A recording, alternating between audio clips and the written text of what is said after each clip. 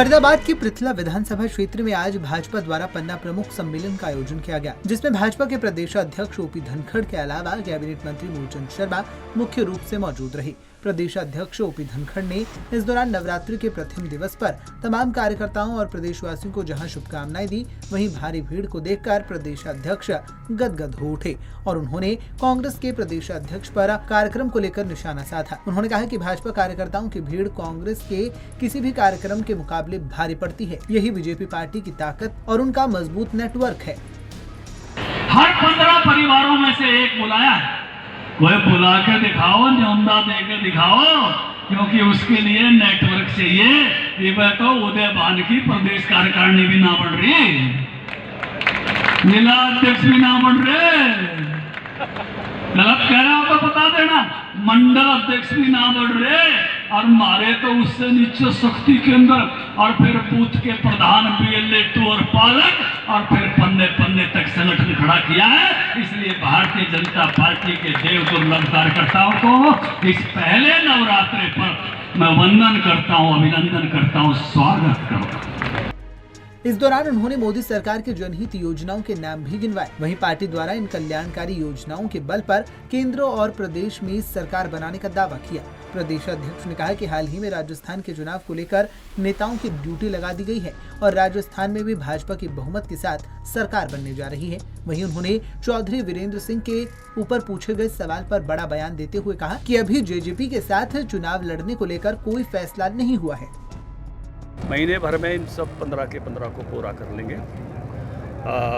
इसके साथ ही मुझे इस बात का आनंद है कि हमारा इतना बड़ा कैडर और इस लेवल का कैडर है, पहली बार हम हरियाणा में खड़ा करने में सफल हुए हैं। पहले हम थे, बूथ की समिति तक थे, लेकिन पन्ना तक हम पहली बार पहुँचे हैं। और एक केवल हमने पोर्टल पर नाम चढ़ाए इतना नहीं किया, हमने सभी को बुलाकर पन्ना प्रमुख सम्मेलन किया।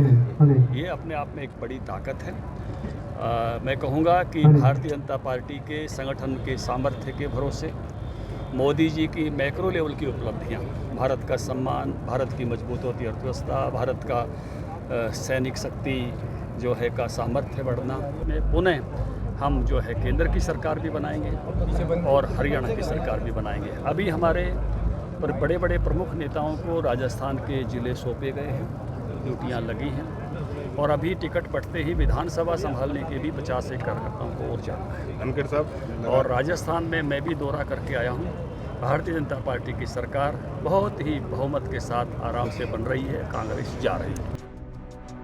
इस दौरान ओपी धनखड़ ने पूर्व मुख्यमंत्री भूपेंद्र सिंह हुड्डा पर भी जमकर निशाना साधा। उन्होंने हुड्डा के मुख्यमंत्री बनने के सवाल पर कहा कि अभी उनके पास टैक्सी तो नहीं है और सवारियां भरने की बात कर रही हैं, जबकि उन्होंने बड़े बड़े नेताओं को निपटाने का काम किया था। वीरेंद्र सिंह जी के सामने एक स्वाभाविक प्रश्न है, कोई और नेता होता तो उसके सामने भी होता। उनकी अपनी सीट पर ही JJP जीती हुई है और इसलिए उनको लगता है कि JJP के साथ रहते हैं तो उचाना सीट का क्या होगा। JJP के साथ अभी हमारा अगले चुनाव का गठबंधन तय नहीं हुआ है। JJP के साथ सरकार चलाने का गठबंधन है, उसका जब निर्णय होगा तो निश्चित रूप से हम आपके साथ भी साझा करेंगे, क्योंकि वो सब अभी सवाल भविष्य का है। हुड्डा सिंह के पास टैक्सी तो है नहीं, सवारियों का सौदा कर रहे हैं। मुद्दा ये है ना, वो खुद बनेंगे क्या नहीं बनेंगे, तो इसलिए सवाल इस बात पर है, सवाल उनके उस सामर्थ्य पर हैं।